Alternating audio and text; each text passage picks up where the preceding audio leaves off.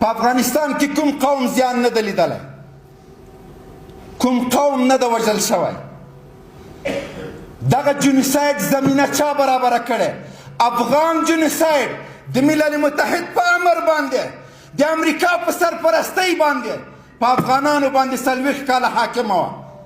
پرون سرو لښکرو دلته د افغانانو جنوساید کوه، 20 کاله دلته امریکانو ناټو دیموکراسۍ او جمهوریت د جنوساید د افغانانو کړی ده.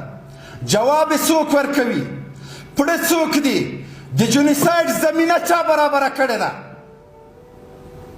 نو که چېرته موږ غواړو چې افغانستان جوړ کړو، که چېرته موږ غواړو چې دا هېواد له دربدرۍ نه خلاص کړو، د دې پوهنتون له سټیج نه د ګاردان د تعلیمي مرکز نه په ټولو افغانانو باندې غږ کوم چې خپل تعلیم ته متوجه شئ.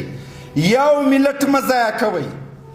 د دغه پوهنتون یو ځوانه تا ته وایم، سبا مې له تا نه دا ارمان د امید مې ده، که زه مړم شم بیا مې ارمان نشته چې دلته د بېګانهګانو ډرون راځي د همدغه پوهنتون یو محصل د یو بټنې په وهلو سره هغه ډرون په سرحداتو کې خنثی کړي.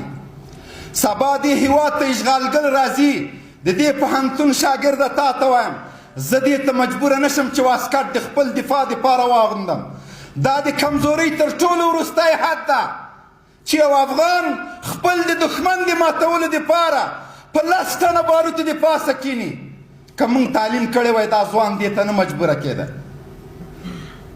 ولې امریکا کلیسټر او ډرون بمونه لري د کراچۍ او د پاکستان لاډونه په ما باندې راشارتوي؟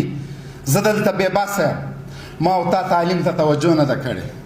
له دې وروسته به تعلیم کوو، هیواد به جوړوو، له همدغه پوهنتون او مدرسې نه به موږ ته انجینران او ساینسدانان راکوئ. دغه ارمان مو پوره کېدونکی ده.